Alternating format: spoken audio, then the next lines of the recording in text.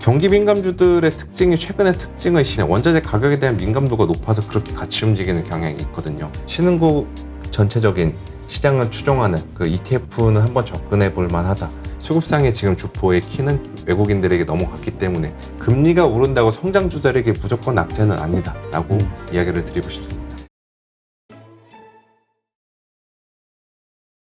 그렇다면 우리는 자체는 문제가 없지만 그 신흥국 자체의 다른 나라들의 어떤 문제가 전이가 이제 점점 도미노처럼 전이가 되면서 올 수 있는 우리가 예전에 IMF가 그렇죠. 동남아 위기에서 그렇게 시작이 된 거니까 그런 차원에서 지금 우리 중국이 뭐라 그러죠? 이 부동산 문제 뭐 이런저런 것들 얘기하면서 되게 어려운 상황으로 경제 성장도 좀 뭔가 둔화되고 있는 것 같고 그러다 보니까 중국 시장이 흔들리면 우리도 같이 영향을 받는 미국보다는 작년 9월부터 좀 많이 우리나라가 영향을 많이 받았었죠. 그러한 걱정은 안 해도 되는 건가요? 많이 하고 있는데 현실적으로. 네, 걱정은 하고 가시는 게 좋은데 그 어느 정도 긴장을 하시는 거는 저는 좋다라고 보고 있어요. 그런데 작년 9월이나 10월 헝다 사태 터졌을 때 이때처럼 또 동시에 중국 플랫폼 업체들 규제 리스크 터졌을 때처럼 그 정도의 걱정은 하지 않으셔도 될 것 같다라고 보고 있고요.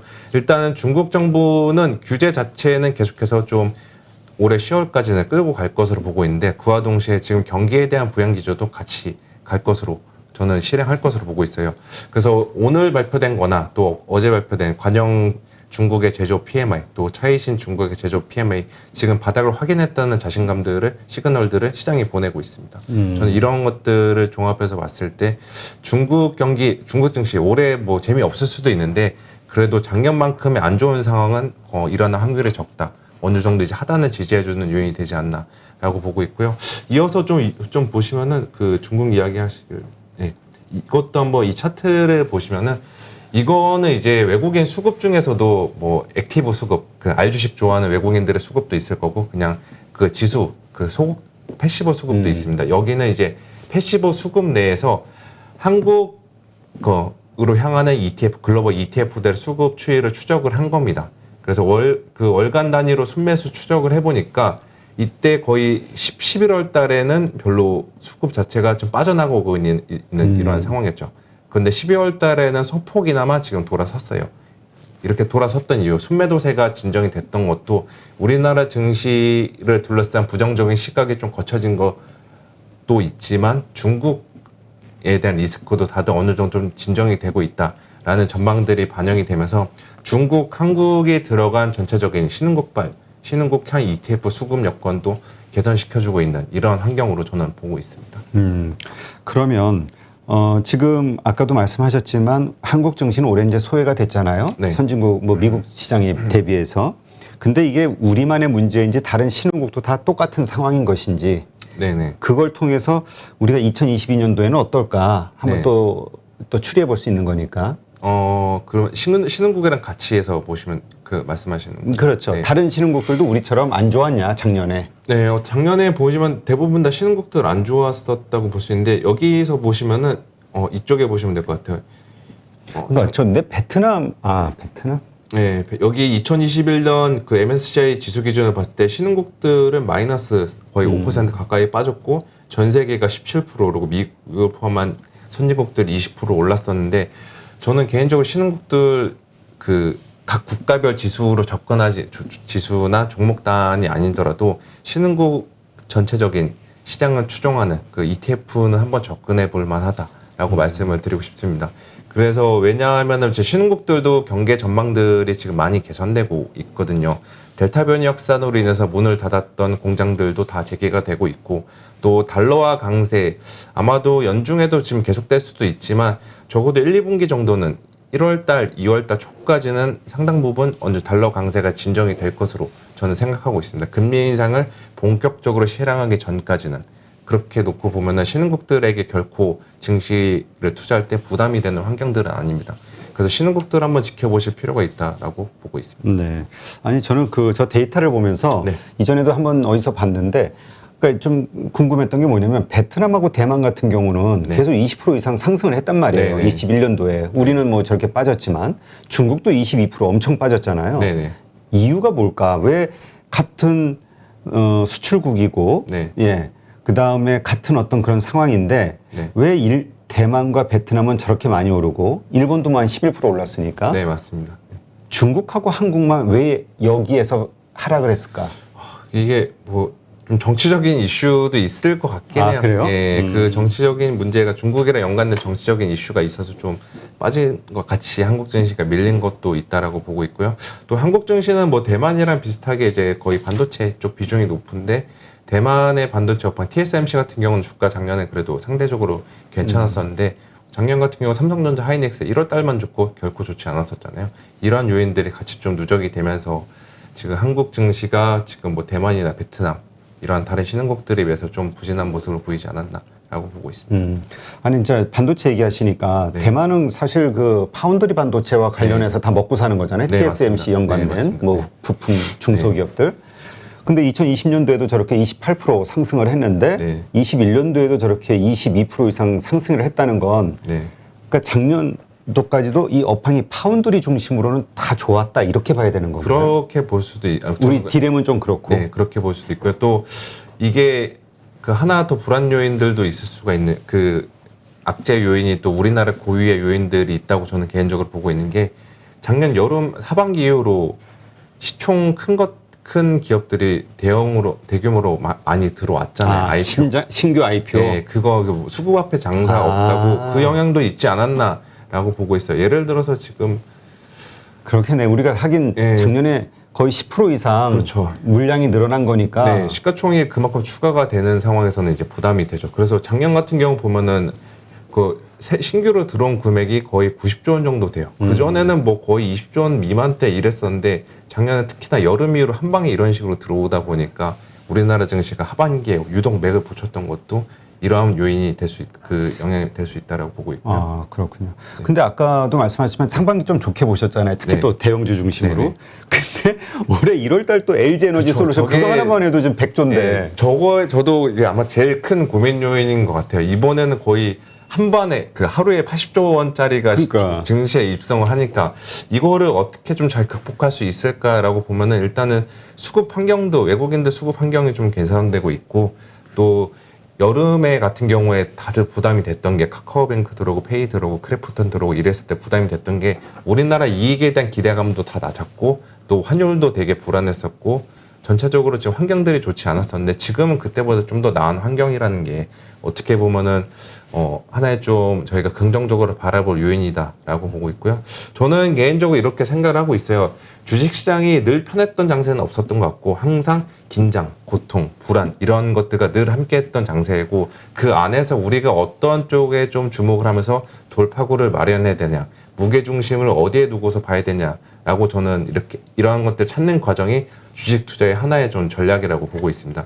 그래서 1월 달 같은 경우도 지금 말씀드린 것처럼 뭐 어마무시한 IPO, 대형 IPO라는 이제 악재가 그 장군이 끝판왕에 대기하고 있는 이런 환경이긴 하지만 전체적으로 요인들 보면은 그래도 저는 무게중심을 상승 쪽으로 보시는 게 좋지 않나라고 보고 있어요. 그래서 한번 정리를 해봤는데 일단은 뭐 기대와 불안 요인은 주식시장 늘 공존합니다. 그래서 예를 들어서 불안 요인 같은 경우, 하락 요인 같은 경우는 이 대규모 IPO 부담, 또 1월 중순까지도 아마 있을 우크라이나랑 러시아 간 좀 전쟁 리스크, 그리고 또 미국의 1.75조 달러 복지정 예산안 불확실성 이러한 요인들인데 그래도 저는 상승 쪽에 좀 더 무게중심을 두는 게 외국인 수급 여건 저는 괜찮다라고 보고 있고 수출 데이터들 지금 생각보다 잘 나오고 있고 우리나라 기업들 이익 전망도 다른 국가들에 비해서 상대적으로 지금 모멘텀 회복이 되고 있는 강도가 셉니다.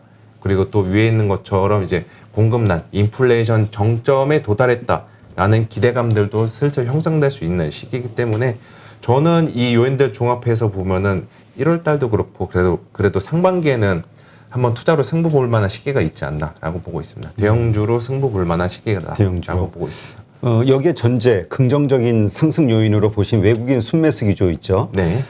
과연 계속 돈을 들어와서 살까에 대한 의문은 아직 남아 있거든요. 네, 남아 있죠. 그런데 외국인들 팔았던 배경들을 보면은 환율 측면도 영향이 컸고 이익에 대한 영향도 컸다라고 보고 있어요.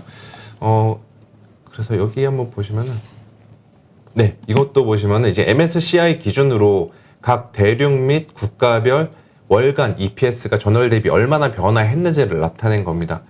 한국 증시 최근까지 이익 거의 뭐 8월부터는 완전히 그냥 아래로 내다 꽂을 정도로 안 좋았고 다른 국가들에 비해서 안 좋았고 외국인들이 이때 계속해서 주식 팔았습니다.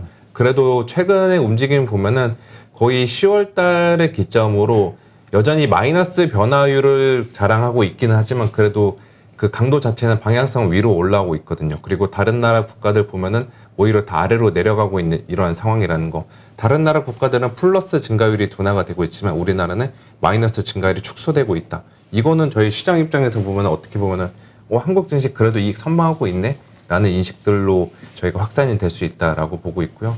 또 외국인 같은 경우는 작년에 정말 많이 팔긴 했어요. 그리고 저희가 주식시장에도 어느 정도 평균 회귀라는 이야기들 많이 하잖아요. 저는 개인적으로 외국인들이 과거 평균 수준 정도로는 한국 증시 좀 채우지 않을까, 기계적으로라도 이런 기대들을 해보고 있는데 그렇게 하는 이유는 지금처럼 이익도 괜찮아지고 있고 환율에 대한 부담도 그 작년 하반기보다는 나아지고 있고 또 여기 다 보시면은 뭐 지분율 같은 경우도 봐도 지금 외국인 코스피 지분율이 왼쪽 그림에서 보시면은 이제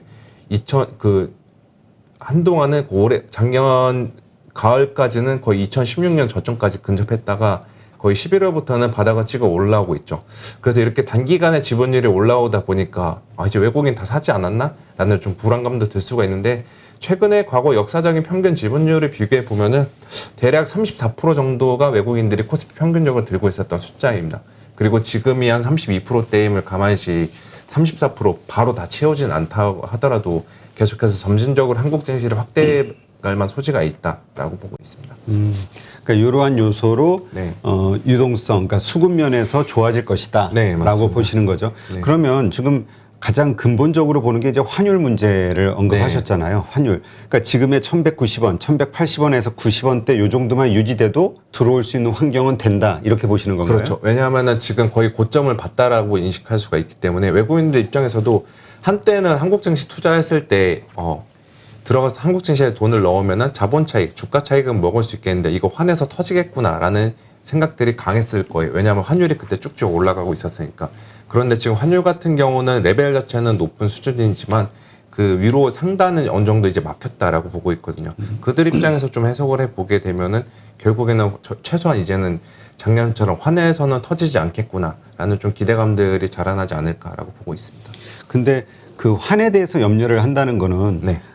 지금 예를 들어서 지금 돈을 바꿔서 네. 우리 한국 주식에 투자했다. 근데 환에 대해서 염려한다는 건 단기적으로 또 뺄 수 있다라는 전제가 있을 때 그런 걱정을 하는 거 아닌가요? 환율, 그럴 수도 그러니까 있는데. 단타 위주의 어떤 네. 외국인 투자가 집중적으로 들어오는 거 아닐까라는 생각이 얼핏 들어가지고. 그럴 수도 있는데, 그렇게 되면 뭐지, 헤지펀드들의 자금일 수도 있는데, 저는 뭐 선진국들의 자금들은 지속적으로 들어올 만한 요인이 되는 것들은 요즘 환율은 저는 개인적으로 2분기 초까지는 원달러 환율 1150원대 이하까지도 저는 바라보고 있습니다. 환율의 방향은 지금 아래로 잡았다. 내려갈 것이다. 네, 그렇게 보고 있기 때문에 그렇게 환율이 왜 1150원까지 봐야 되나요? 라고 이 근거를 왜냐하면 금리 인상을 한다는 건 미국이 달러 네. 그 가치가 이제 높아지는 거잖아요. 네, 맞습니다. 그러니까 더 달러 가치가 상승이 될 거라고 보통 생각을 하니까. 네, 상승이 될 거라고 생각하는데 아직까지는 저희가 그 연준의 금리 인상을 벌써부터 저는 반영할 필요는 없다라고 보고 있거든요.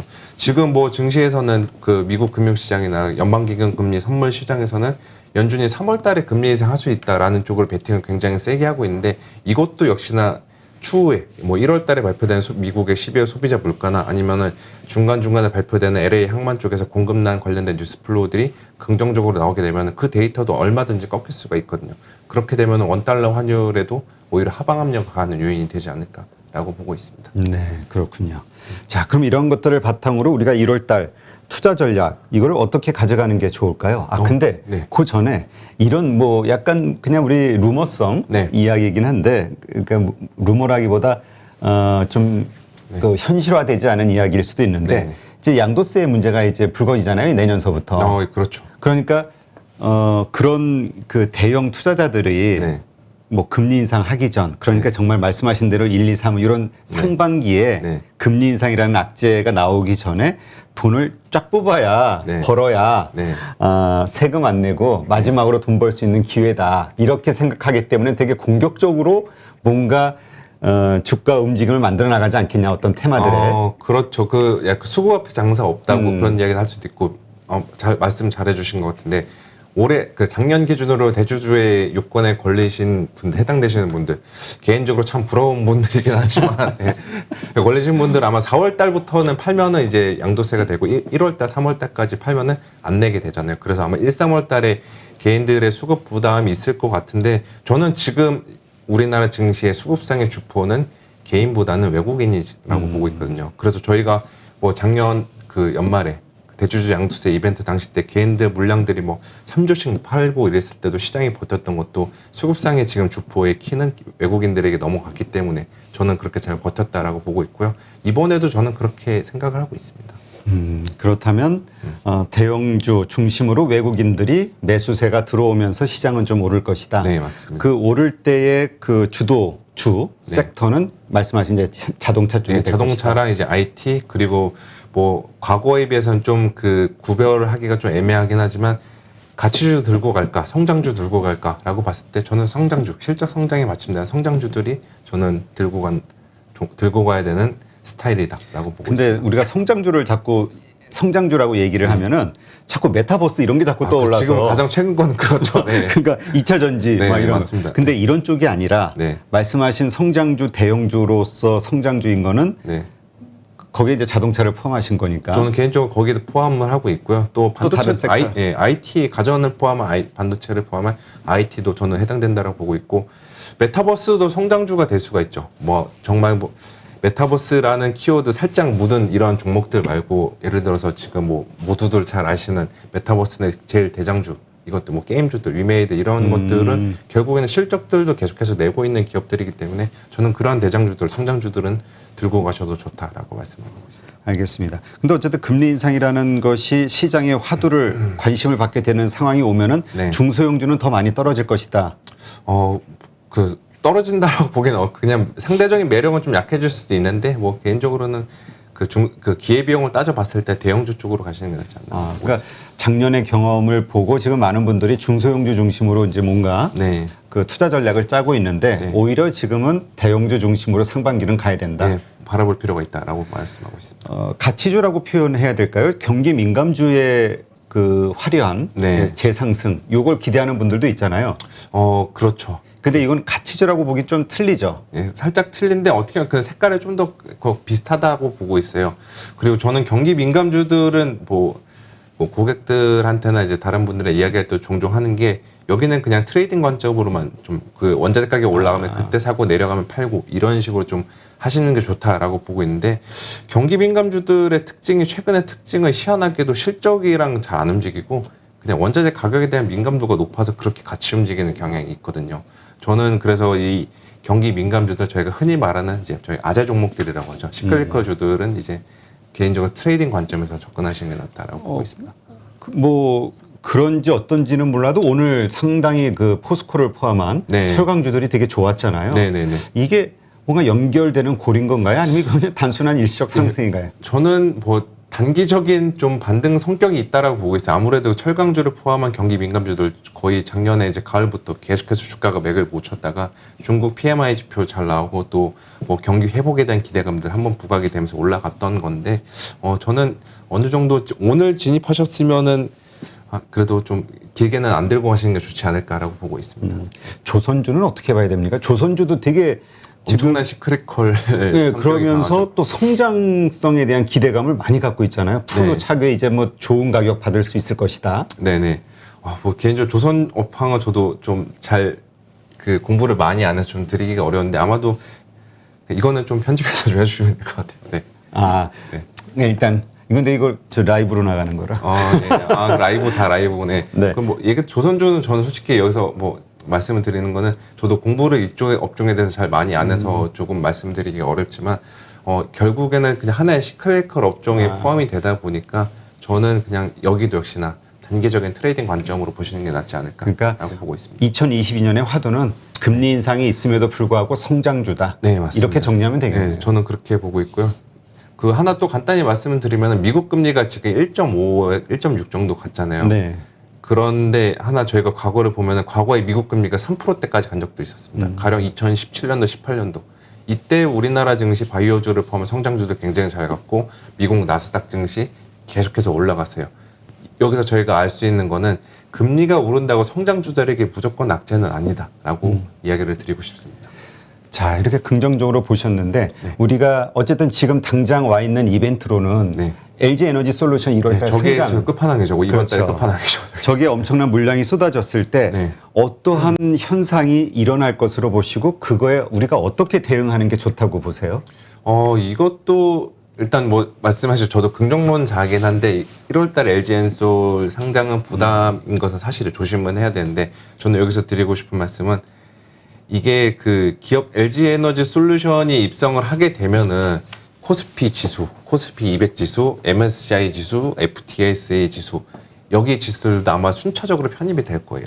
그렇게 되면은 새로운 사람이 들어오니까 밥을 또 숟가락을 나눠줘야 되잖아요. 기존에 있는 거 팔아가지고 이거 사야 되잖아요. 네, 그렇죠. 그렇게 되면은 수급업에 장사 없다고 펀더멘털은 괜찮은데 갑자기 빠지는 그 아마 2차 전지 관련주들, 대형주들이 있을 거예요. 저는 그 안에서 실적이 받침되는 대형주들은 오히려 땡큐 매수 기회로 받아들이면 되지 않을까라고 좀 전망하고 있습니다.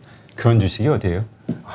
종목 얘기해서 좀 조심스럽게 드리겠습니다. 그죠? 아니 그냥 그 우리가 얘기 생각하는 네. 그 사람마다 이게 생각하는 관점이 다 달라서 네. 그러니까 지금 그 말씀을 하신 거는 그럼 우리가 기존에 완성 배터리 업체 SK 이노베이션, 네. 삼성 SDI, 뭐 LG 화학도 네. 포함될 수 있고 가장 위험한 게 LG 화학이겠죠. 그렇죠. 이런 쪽에서 실적이 좋은 걸 찾으라는 말씀이신 건지 아니요, 2차 전지 쪽. 왜냐하면 ETF들도 있잖아요. 2차 전지 관련 전기차 소재 ETF. 쪽? 네, 소재 쪽 이쪽은 괜찮다라고 보고 있고요. 아마도 이 방송 보시는 분들은 뭐 이런 생각도 할 수 있을 거예요. 아니 왜 저분 나와서 종목 얘기는 왜 가끔 왜 잘 안 아니, 뭐 하시냐? 증권사니까. 라고 했는데 저는 이제 제가 섹터 애널리스트가 아니라 전체 시장을 보는 애널리스트여서 종목 이야기는 개인적으로 그렇죠. 좀 조심스럽게 하고 있고요. 나중에 혹시 뭐 개인적으로 연락을 주시면은 종목 이야기는 제가 드릴 수는 있지만 이 방송에서는 드리기가 좀 어렵다라고 말씀드리고 싶습니다. 그럼 내가 숨은 그림으로 찾아야지. 네. 지금의 그 요렇게 질문을 드릴게요. 네. 작년에 이제 주도 섹터, 주도주 역할을 해왔던 것들이 네. 2차 전지 소재주 가운데서 뭐 LNF라든가 네. 에코프로비엠 네, 있잖아요. 맞습니다. 그리고 실적이 상당히 좋았고 네. 또 막 공장 신설을 하고 네, 맞습니다. 앞으로도 좋을 것이라고 네. 보고 이러한 것들이 지금의 조정이 끝나면 다시 주도주로 될 그러한 여러 가지 모멘텀을 갖고 있다. 이렇게 보시나요? 네, 아니면 네. 바뀔 수 있다. 아니요, 저는 바뀌는 것보다는 계속해서 갈 거다라고 보고 있고 지금 들고 계시는 분들 중에 이제 계좌가 파란색으로 변하신 분들은 지금 살짝 가슴 아프실 수도 있는데 손절이나 좀 비중을 줄이는 것보다는 계속해서 보유하고 가시는 게 올해 연말 가서 뚜껑 열어보니까 내가 그래도 이 판단을 잘했다라는 결과를 가져다 주지 않을까라고 생각하고 있습니다. 네, 알겠습니다.